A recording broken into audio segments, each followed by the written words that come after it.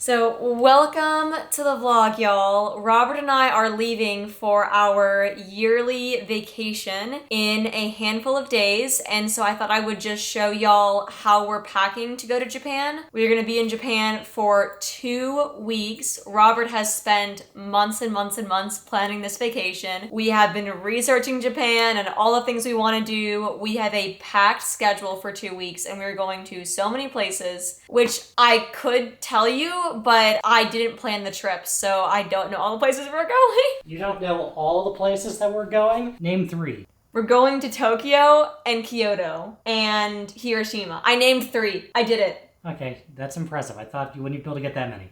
There's like 8 or 9 places. We're going to 8 or 9 places? Yes. Are we going to tell the vlog now, or are they going to find out later? Oh no, they're going to find out later. So we're going to at least Tokyo, Kyoto, and Hiroshima, and the rest is going to be a surprise. Robert has planned out all the videos too, so there's gonna be a lot of content coming about this trip. But let me show you how we're packing. Robert got these backpacks. As you can see, Robert has really done most of the preparation for this trip, and I'm just the beneficiary.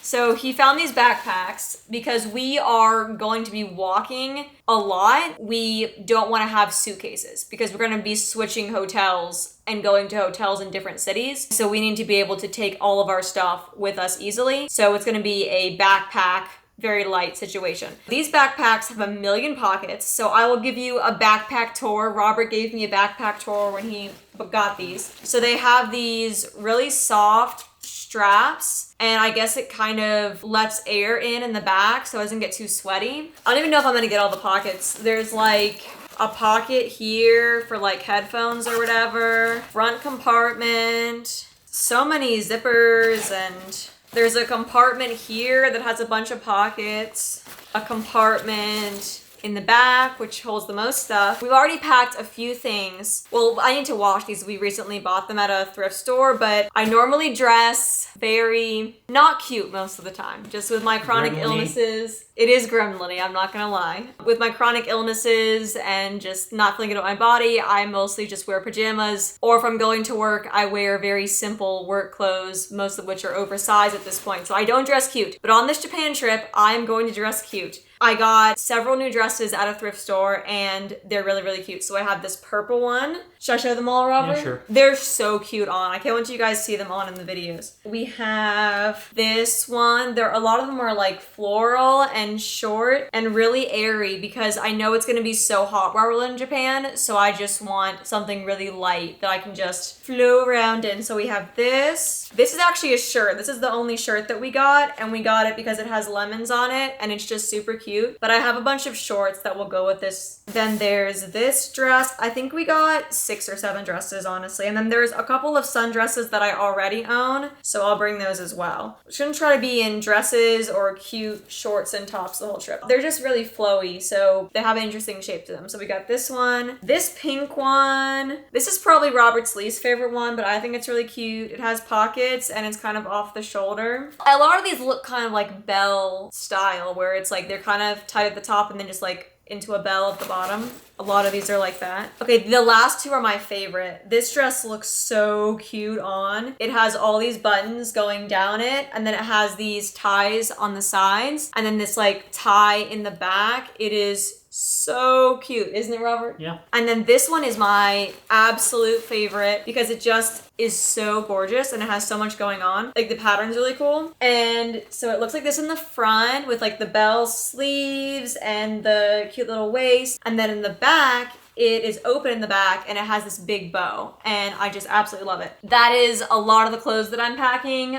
Obviously I'll pack like bras and underwear and stuff, but aside from those dresses, I'll pack a few dresses you've probably already seen me in, and then some shorts and a couple of tops, PJs, and it should all fit in this backpack. Does your purse fit in the backpack? I don't know. You should try. I mean, it's definitely gonna fit now because there's nothing in it. We'd have to see when there was a bunch of stuff in it if the purse fit. Well, we gotta make that work because you always hate carrying it around. Yeah, the strap's always digging into my shoulders, so I'm gonna have to pack in such a way that I can fit my purse in here and not pack too much. So this is the backpack. Oh, what else did you want me to show about the backpack? Oh, this thing. So it has this cool thing at the bottom where if it rains, it's got like a little backpack rain jacket. So this little rain jacket goes over the backpack and then it keeps everything from being too wet. It also has an emergency whistle for bears. Oh, I forgot about Have you that. tested the whistle? I don't want to blow the whistle. Blow the whistle. In front of the people. Blow the whistle. It's also probably got germs on it. Blow the whistle. It's been all around the apartment. I'm not going to blow on it. You want me to blow it? You can blow it if you're not afraid of the germs.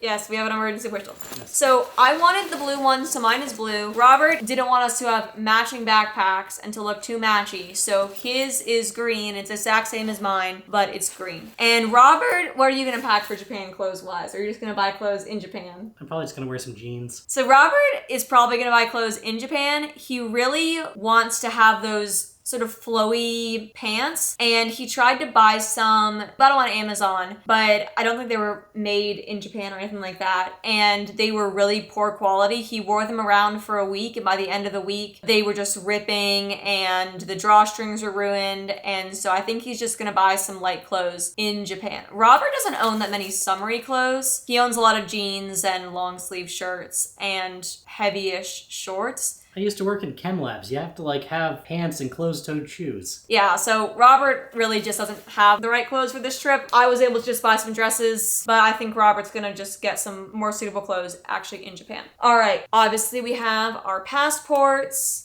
We each kind of have 2 bags. So I'm gonna have the backpack and my purse, and then Robert's gonna have his backpack, and he is gonna be in charge of transporting all of the camera equipment. And we have a lot of camera equipment. So we're not bringing any of our laptops. We're literally just bringing our phones and our phone chargers. All the things that we film in Japan, we cannot just transfer it to a computer and use one memory SD card. Yeah. So Robert bought 4 brand new 256 gigabyte SD cards. How much footage does these hold?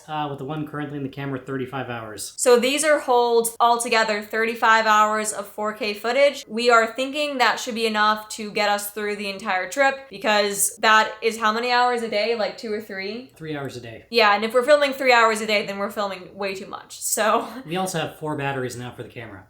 yeah, we got a whole bunch of more batteries for the camera because it runs out of battery pretty quickly if it's filming 4K footage. So we got a whole bunch of batteries, and this thing that charges all the batteries at once. This is Robert's telephoto lens. He just bought this on eBay, so he got it for a much lower price than it would be if he got it new, because he's been getting very into photography. So this is Robert's the Sigma 100 to 400 f5.6. Yes. And then batteries. So yeah, this is the battery charger thing, and 3 of the 4 batteries that we now have to make sure we can film in Japan while we're out and about. And then we also have the Sony G Master 18 to 105 constant f4, and then the Sony 11mm 1.8 on the camera right now. Yep, that's what's on the camera presently. That is the camera equipment, and then there's just a bunch of other stuff in this bag, like bags for the lens cases and a little cleaner. And this bag has all these different compartments to keep everything safe and protected. And so Robert will be in charge of the camera bag. The last thing I'm going to talk about is meds and things that I'm bringing to Japan, because obviously I have to bring some meds and some supplements to Japan. I am going very minimal with that, so just bringing the things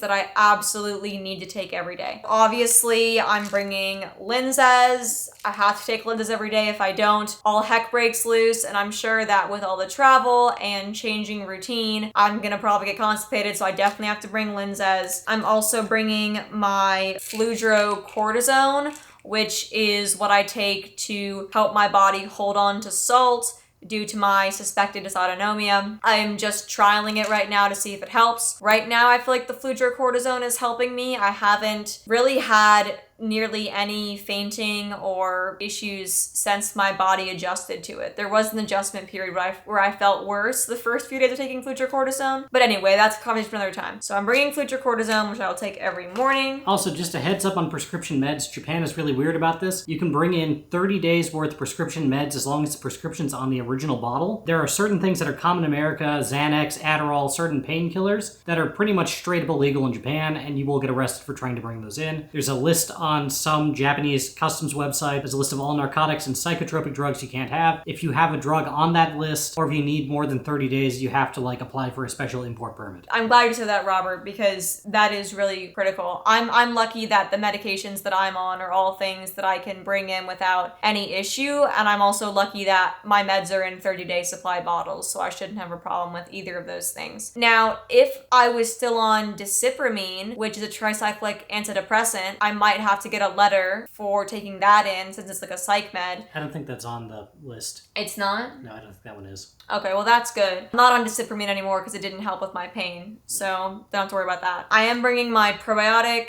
seed because I take this every single day, and if I deviate from it, I'm not going to feel well. And then I am bringing Benadryl. I now do not want to go anywhere without Benadryl because I have developed a new allergy to strawberries, which is pretty scary, and came out of nowhere a couple months ago, and then just a couple of days ago, I reacted to coffee in an anaphylaxis type way, and it was very terrifying. So I feel as though I never know when I'm going to need Benadryl, and so definitely got to make sure I have this. Last, I'm going to bring some of my electrolyte packets, and this is just a bunch of different flavors that I threw in here: raspberry, lemon, citrus. I'm not super worried about salt intake in Japan because even though it's going to be very hot, and even though we're going to be walking around a lot, the food in Japan is very salty. It seems like there are a lot of electrolyte drinks just available everywhere at like convenience stores, and I think it's a really popular thing in Japan, just electrolyte drinks. So if I needed something, I think I could find something. So I definitely want to have these because like we'll be outside, I'm sure I'll be triggered really hot and stuff like that, but I'm hoping that I don't have much of a problem with salt in Japan between the salty food, the fludrocortisone, and then having these if I need them. I mean, that's pretty much everything we're packing, isn't it? Except for my water bottle over there. I'm gonna bring in my empty water bottle and then try to put it in this front pocket so that I can have my water bottle with me like in the airport and stuff like that on travel days. So yeah, I hadn't thought about this, but Robert suggested that I should bring my empty water bottle like in this front compartment on our travel days so that I can fill it up at the airport and then put my electrolytes in it. So that was very smart. I don't know why I never thought of that. Yeah, I'm excited. I'm nervous. It took a lot of convincing for Robert to get me to kind of agree to do a big trip this year, because at the beginning of the year, it just felt like my health was going down so fast. In January, February, and March, we didn't know anything about the dysautonomia thing, and there were just so many pieces that weren't put together that were kind of starting to piece together, and my weight was dropping so fast, and I was just so terrified that I told Robert, like, I do not want to plan any travel because I'm afraid that I'll be too sick to leave the house. You know, I don't know what's going on. And Robert just told me, like, don't worry about it. Whatever state you're in, like, I will take care of you and make sure you can enjoy the vacation. If y'all were around, you know, last year when we went to Disney, at Disney World, I was so weak from the heat and from the SIBO that Robert wheeled me around in a wheelchair the 2 days we were at Disney World, and Robert was like, you know, no matter what happens, if I have to carry you, like, we will figure this out. We will live our lives. I'm doing better than I thought I would be doing at this time. When we were booking the tickets in March, I imagined that things would be worse in August than they are. You know, my weight is stable, and we figured out the dysautonomia piece and making progress with my nutrition. So yeah, it just feels like a real blessing to not be... I am still scared about my health on this trip, but not as scared as I thought I would be. And I actually feel confident in the fact that we're going to be walking a lot. I'm not super scared by that. So I think I'm more excited than I am scared of this trip, and I didn't expect that, and I'm very, very grateful for it. I just can't wait to have 2 weeks with my honey, doing fun stuff and getting away from all the stress of our everyday life and the monotony of our everyday life. I'm very excited, and y'all are going to see so many travel videos. We're going to share every aspect of it with y'all, so don't worry. Those will be up very soon. Thank you for watching, and I hope you enjoyed what we're bringing to Japan and how we're packing for Japan.